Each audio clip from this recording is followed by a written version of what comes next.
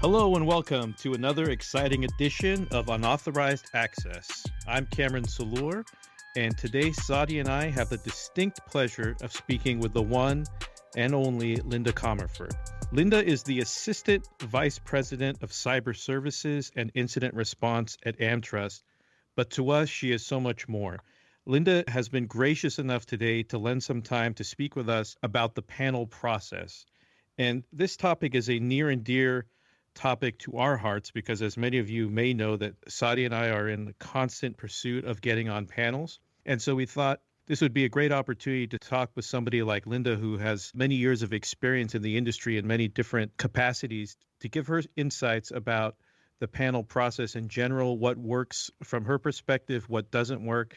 And don't worry, for all of you who are already on the panel process, we're also going to talk about some other topics in terms of once you're on the panel, what works and doesn't work. So this is hopefully a topic that will be of value to everyone. Now, obviously, to avoid any bias or any appearance of impropriety, we have decided to exclude outside counsel or breach coaches, as they're often called, from this conversation because in our minds, Linda's always going to choose us and nobody else, so we don't want to make anybody else feel bad about that. So we've deliberately excluded them from the process. I have it on good authority that people do not listen to this podcast to hear me speak, so I'm going to turn it over to Linda and ask her to say hello. So thank you so much, Linda, for joining us today. We really appreciate it. Not a problem. Thank you both for having me and thinking that I am worthy of your wonderful podcast. I've been listening to you guys and have a lot of respect for what you do from working with you as well as from listening to your podcast. So thanks for having me on today. We want the audience to understand why we picked you for this specific podcast. Amongst the 500,000 of other people who were lined up to get on the podcast with me and Kamran, we picked you. And so I was hoping you could tell the audience a little bit about your background, experience, and because Kamran and I know you very well, I think we can't really continue without you sharing your favorite Disney character as well. I'll start off with the favorite Disney character. That was, I think, the hardest question that you have asked me because picking one is very difficult. But near and dear to my heart is Dodger from Oliver and Company. And I just love how mischievous he is. And yet at the same time, he chooses to do the right thing in the end. I'm always happy to talk Disney. And to also speak a little bit about my background, I started in cyber on the underwriting side and moved over to the claims side and found that I just loved claims. It's like having a puzzle and you're trying to fit all the pieces together and manage a lot of different moving parts. You're working with a lot of different vendors, trying to keep people happy. And in the end, I feel like every day you're trying to help someone. So I started with a carrier and moved then to the forensic side. So not only can I speak from being on the claims side and working with vendors and adding to our panel, but I can also speak from the unique experience of having been looking for panels, trying to get on a panel. And I know how frustrating and difficult it can be or feel sometimes. And so I think that this conversation really makes sense because I know what it felt like to be on the other side as well. So after I was on the vendor side for a while, I moved over to third-party administrator side and was at a TPA for a while, which was great because you work with many different carriers and get a feel and a flavor for what they're each looking for with their vendors. Everyone's a little different, right? So taking it well with a grain of salt, what I'm going to be speaking to today is more of what AmTrust is looking for and the general claims folks that I speak with on a regular basis. And from there, we'll be sort of taking with a grain of salt. Some carriers might be looking for something slightly different. But I've been in cyber claims for about 7-8 years now and absolutely love it.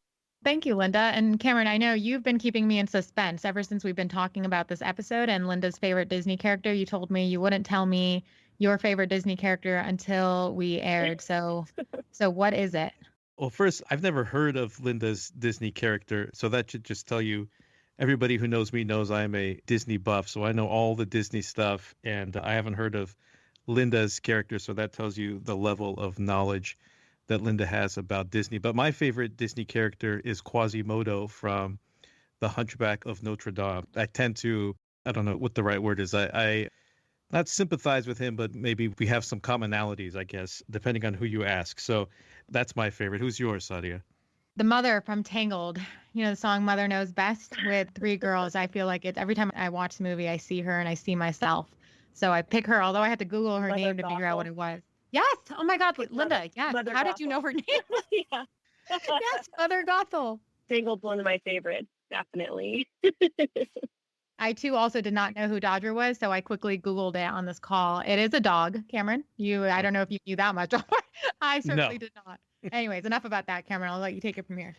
Okay, perfect. Let's talk sort of big picture. I know we're going to talk from the AmTrust angle about vendor selection, but let's break it up because data mining vendor has different needs and probably presents things differently than a forensic vendor. So let's talk first about forensic vendors. What are you looking for when you are selecting a forensic vendor? And obviously we have to talk big picture here because we want to keep this as broad as possible. But when you're looking at a forensic vendor, are there certain things that you look for? And let's start with the initial reach out and pitch. Is there anything that strikes your attention or anything that conversely maybe puts you off?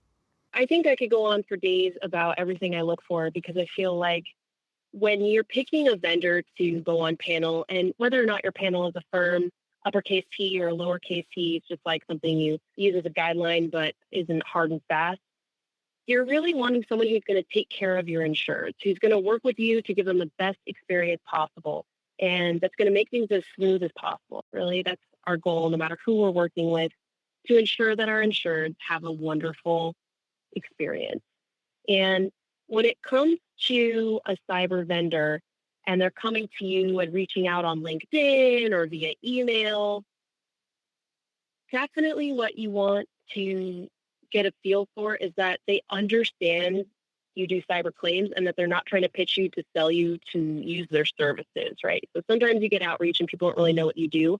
And the outreach is, hey, you should use our EDR tool or endpoint response.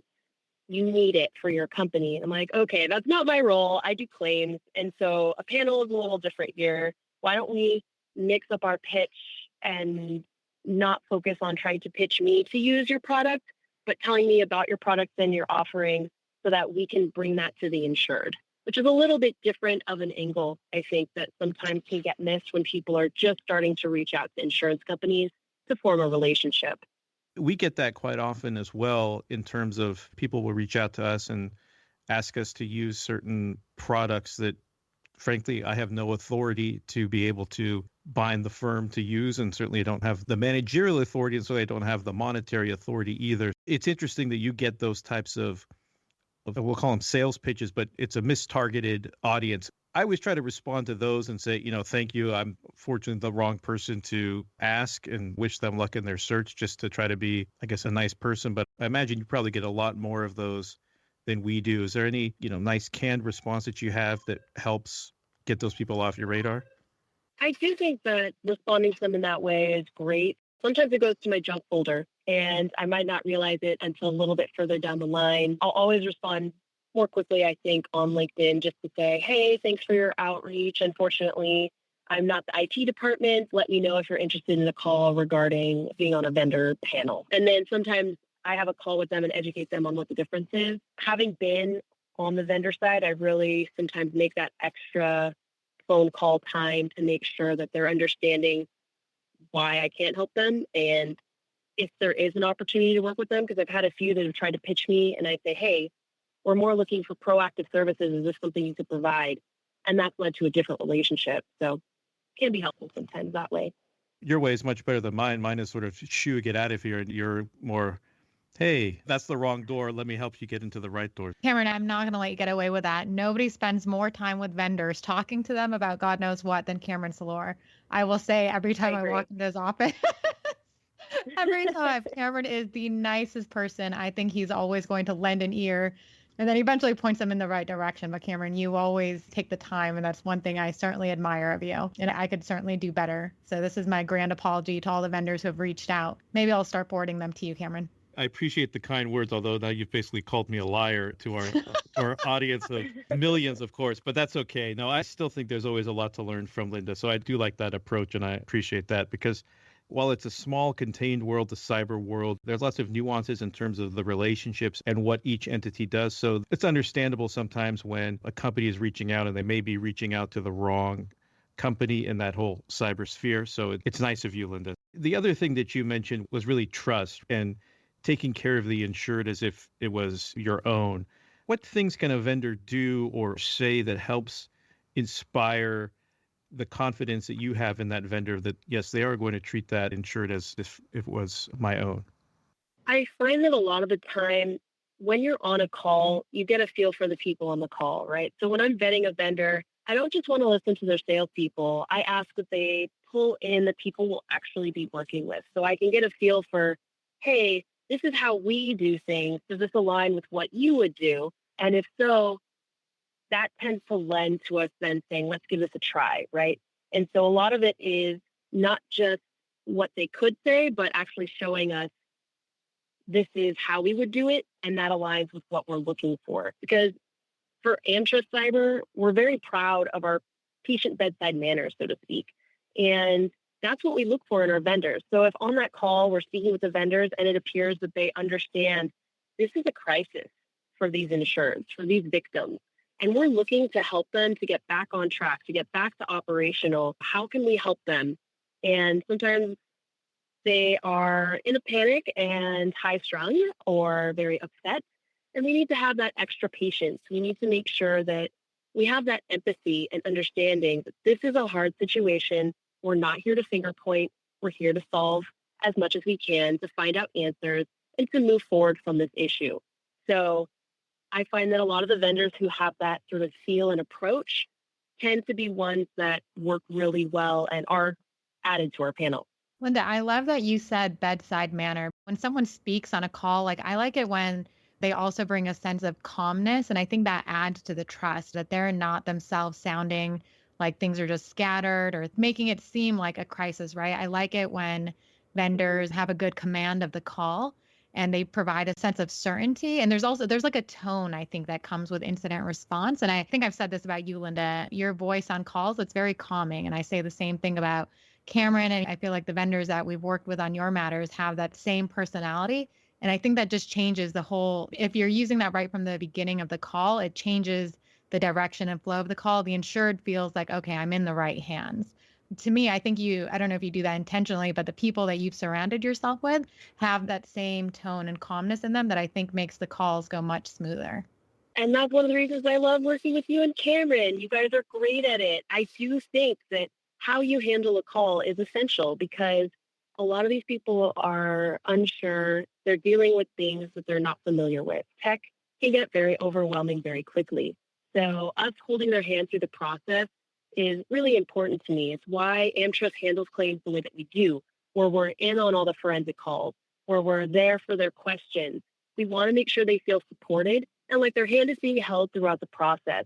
And I think that when we find vendors that work well with that teamwork atmosphere, we all have the same goal to work towards helping the insured.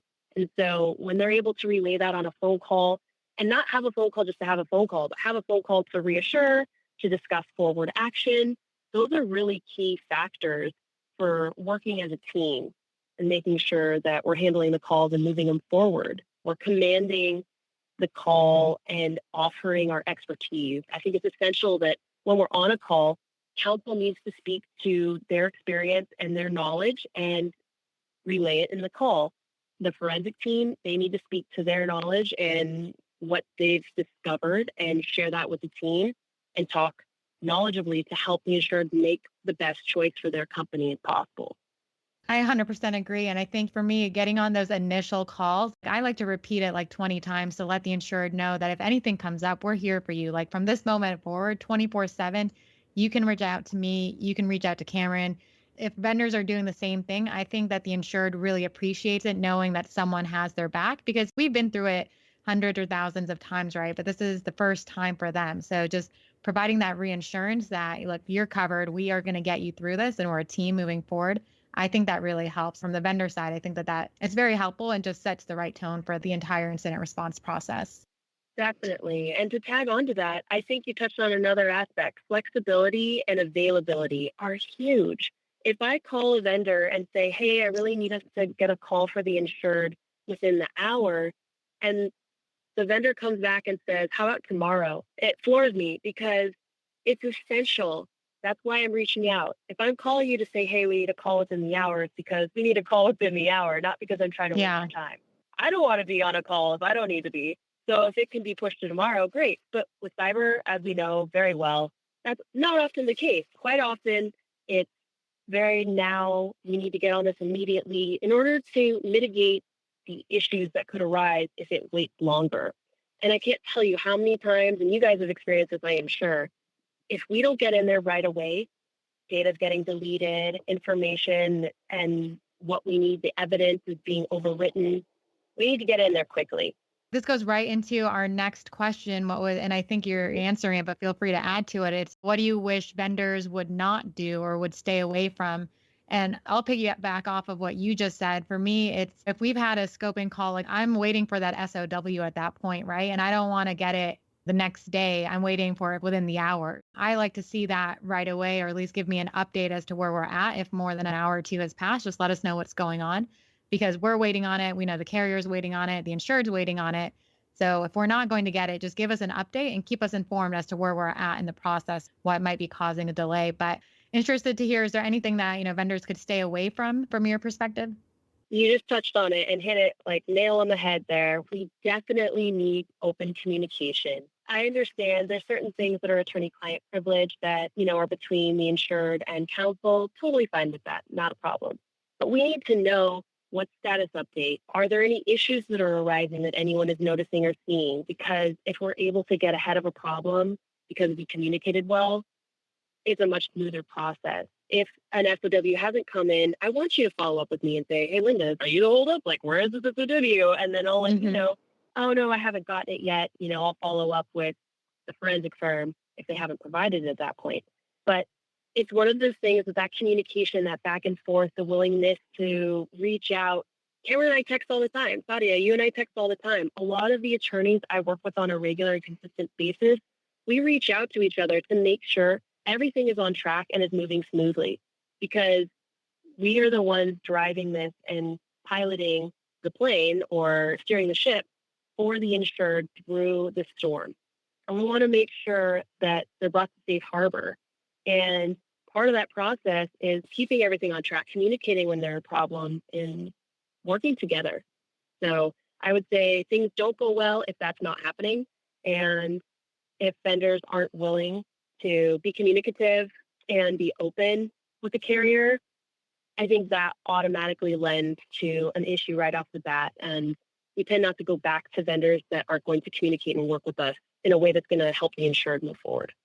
I think you touched upon a couple of very interesting points that certainly are characteristics that Sadia and I look for when we are partnering with other people, because this whole process is really a three-part process where the carrier, the forensic vendor, and counsel are really functioning as one entity, with some exceptions, of course, but really basically three groups trying to help the one insured, and having that level of communication that flows nicely across those three entities is essential, not only because obviously each entity needs to know what the other one is doing, but if you have open lines of communication, you're more likely, and going back to your bedside manner metaphor, you're more likely to be candid when there's issues. You're more likely to be even candid with like frustration. Sometimes this is a difficult client, and just being able to have that openness and the freedom and flexibility to really say what's on your mind really goes a long way in not only helping bolster the relationship between the three entities, but I think once you have that level of connection and familiarity, I think it leads to better work across those three entities, and in turn, much more beneficial for the insured. And then the other point that you raised, Linda, was really having a timely responsiveness and availability. And certainly while that's important for the reasons you outlined in terms of trying to contain an ongoing incident as soon as possible, another area where I think that's key is also just the insured is very unfamiliar with the situation, and they are often in a state of panic. And the longer that they're waiting, the more and more their fears continue to rise. And really, they are waiting many times for that initial call where there's somebody on the other line giving them the reassurance that they're looking for, that this situation is going to get under control and this is how we're going to do it. And so the longer the insured has to wait for that, I think that just goes against the principles that we talked about, which is if you are entrusting us with your insureds as an outside vendor, we have to treat that insured as if it is our own. And certainly having timely and prompt responses to your communications really is a key factor in that process. One thing to touch on that was brought up to me recently from an insured was upselling. And I think that's another thing that we look at and tiptoe around when it comes to a vendor. We're sending our insured to them in the first place. I think the services tend to sell themselves and lend to additional value for the vendor, but it doesn't mean to push that on the insured, because we don't want the insured to feel like we sent them somewhere that they're now being upsold the whole time. And so if I receive that feedback from my insured, I'm concerned and I'm going to follow up, because I want to make sure that when they're sent somewhere, if they're interested in more, they can ask and get those resources. And we're also happy to tell them, hey, this vendor's also great at this and they offer these things, but they don't feel pressured to do it. Or it's not I have to do this. It's more of if you're interested, this is here. That often comes up when we're talking about EDR solutions, because usually these investigations, the insured has complimentary use of an EDR solution for whether it's 30 days, 60 days. And most of the time, the insured will say, hey, well, I want this longer. And then the forensic firm can then say, I'll put you in touch with the salespeople. And there's a good separation between sales and forensic side, which an added byproduct of that is it takes away that salesman approach. Because you're right, if you are putting us in touch with the insured to help them, it does undermine that whole level of trust and comfort and security if we're then trying to sell them something. And for the insured, it might put them in a position where they feel obligated to listen to a sales pitch when maybe under other circumstances they would have respectfully declined, and now they feel an imposition on their time, almost as they owe us for the services that we provided, that they have to pay us back with taking up their time. So it's a very good point that you definitely want to avoid that.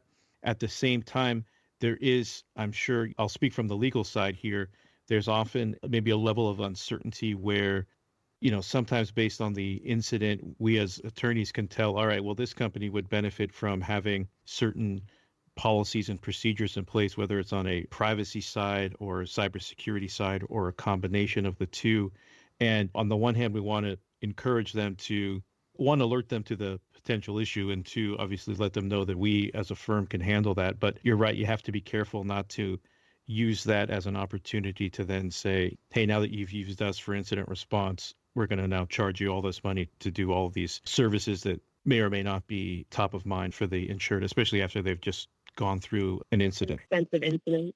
Yeah. Yep. And a lot of the time, though, I think they want to seek out the additional services. So I feel like more often than not, I hear of it being a great, we love the forensic firm you got us in touch with. We were so impressed with whatever tool they were using, Sentinel-1 or what have you. And so they work with the vendor.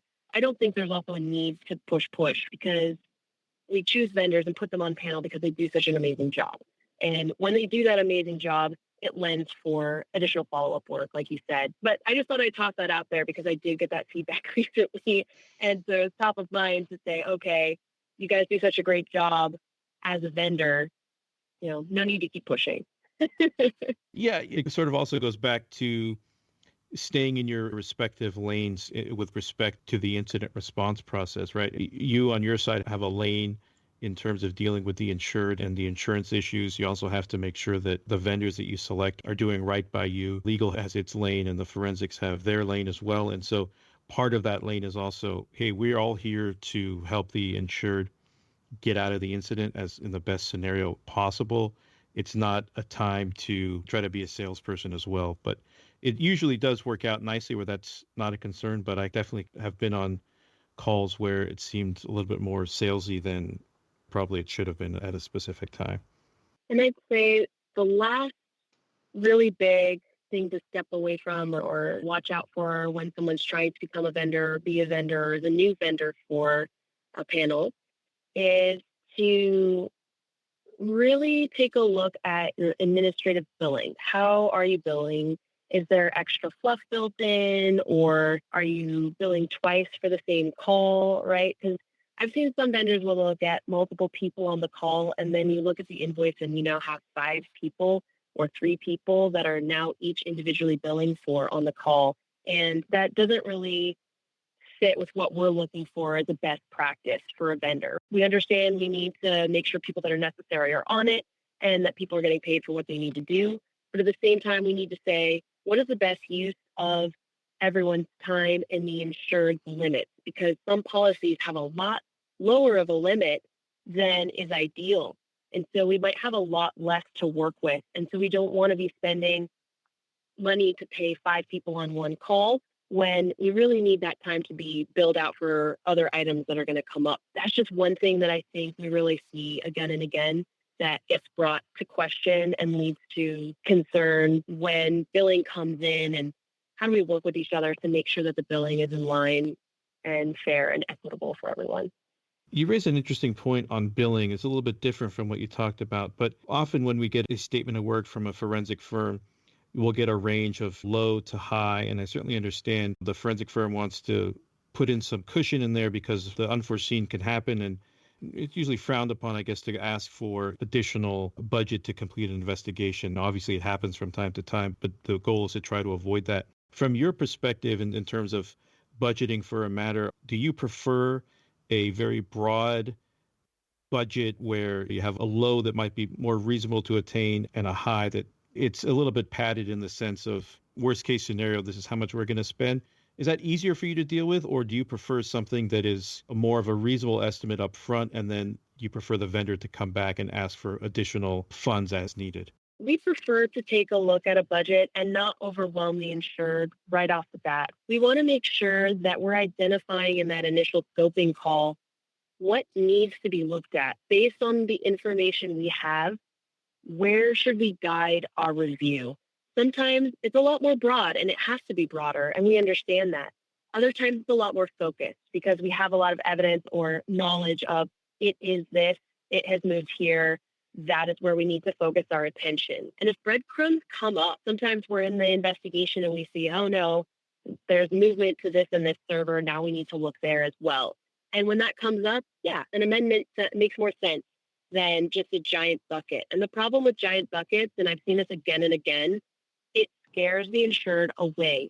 And especially when they have low limits, you want to make sure that there's enough room to do as many things as possible, because you're going to have your counsel costs, your forensic costs, potentially data mining, potentially notification and credit monitoring, and that adds up very quickly. So we want to make sure we are being cognizant of that, and we're aware that each statement of work needs to be catered to that individual and to that situation. And so I think it makes a lot more sense to be more targeted, more direct, what needs to be done.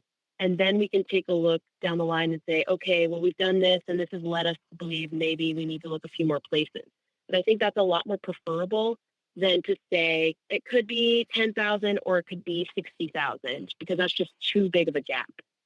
I know we're coming close to time. So far, we talked about the things we like, the things that we don't like. Melinda, I wanted to use just as a last question, are there any real superstars on the vendor side who do something that either stands out to you or makes them stand out amongst the rest? I love personal shout outs. So is there anyone, or it could be multiple people you think who really just stand out? I definitely think you guys do, for sure. I absolutely love working with Salt and Pepper, right? You were supposed to say present company excluded, so it's not as self-serving as it, but we appreciate the praise nonetheless. No problem. But so from the forensic vendor, data mining, our other friends in the IR space, who are the superstars that come to mind? We have so many. It's so hard to name a few. But I know that in the years that I've been doing this, and especially in the last couple of years, there are a few vendors that again and again I've been able to rely on and feel like my insureds are really well taken care of. Tetra Defense, now Arctic Wolf, has done an amazing job again and again with our insureds. And to me, that's really important, making sure that they feel supported and available. And so they've done a great job. Yay to them, as well as Ferris. I use them for forensics, but I've also used them for notification and data mining, and they're fabulous to work with as well. Been working with Elevate recently, really had a great experience with them pushing things forward And that's always appreciated when you're able to push things forward that need to due to a tight deadline. That goes a long way. It's not something I want to ask you to do every time, but if it happens, it comes up, it's great that you're able to meet that. Those are a few of the many, many wonderful companies that we work with that really stand out. Linda, thank you so much for all the thoughts you had to share. I think that's all the time we have for today. Linda, as you know, since you were our last month's winner, Cameron and I always include a trivia question for our listeners at the end of each episode. In your honor, Linda, today's trivia question is, what is Linda's favorite Disney character? The first one to respond with the correct answer to incident.response@troutman.com wins this month's prize, which is going to be Troutman's very iconic black and white hacker hoodie. Again, the question is, what is Linda's favorite Disney character? And you can send your response to incident.response@troutman.com. Again, we want to thank everyone for tuning in. Please don't forget to subscribe to the podcast and recommend it to every single person you know. Thanks so much. Copyright Troutman Pepper Hamilton Sanders, LLP. These recorded materials are designed for educational purposes only. This podcast is not legal advice and does not create an attorney-client relationship. The views and opinions expressed in this podcast are solely those of the individual participants. Troutman Pepper does not make any representations or warranties, express or implied, regarding the contents of this podcast. Information on previous case results does not guarantee a similar future result. Users of this podcast may save and use the podcast only for personal or other non-commercial educational purposes. No other use, including, without limitation, reproduction, retransmission, or editing of this podcast may be made without the prior written permission of Troutman Pepper. If you have any questions, please contact us at troutman.com.